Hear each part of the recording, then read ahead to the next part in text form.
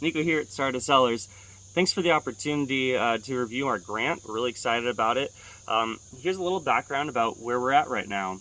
So we're originally a winery. We produce fine wines. They do pretty well at our tap room, but the price point is kind of high. In North Carolina, they like to spend $6 to $8 on a bottle of wine. Our really high-end artisanal $20 bottles just haven't been cutting it.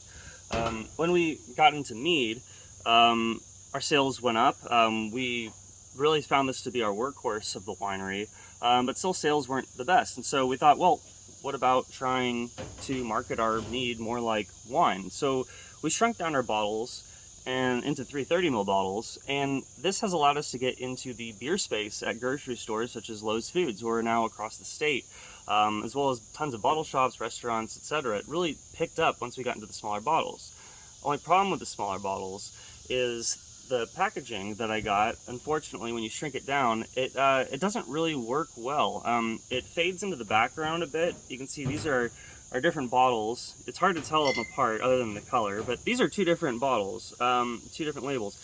You know, just using the same text, it's cheaper initially, but it doesn't really allow us to compete when our competition next to us is so eye-catching. The other issue is these labels are paper-based. They're not water resistant. So when people put them into their cold buckets, you know, to bring to the beach or what have you, or if they're in a cold section where there's just constant condensation, you can see there's a lot of buckling on the surface of this label, and it just does not look professional. It doesn't look good. Grocery stores, customers, everybody's complaining about it.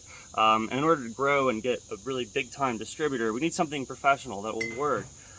So we need labels that are going to pop. So we want to get beer label styles that are water resistant, a lot cheaper, so we can be more competitive with our product sales, because we want to keep our pricing really based on the cost of the raw honey we're using. That's our big expensive ingredient. We don't want people paying for packaging. So we want to really refresh that. Our current bottles, we're paying 66 cents a bottle and 54 cents per label. Because it's, you know, wine labels, and these bottles it was the best we could get at the time. But we found a new bottle manufacturer that costs around 1/3 of the cost per bottle, and these labels are going to be about 1/5 of the cost, the new quotes that we got with the beer labels. So with this new packaging, we can be a lot more competitive, get into a lot more stores, and have something that's just way more eye-catching. And the other issue is these 330 ml bottle sizes, they're actually not legal for interstate sale. So we need to get 375 ml bottles, which I've located recently, that are made here in America actually. And that'll allow us to sell outside of North Carolina. So that's another huge step in our progress that's kept us back.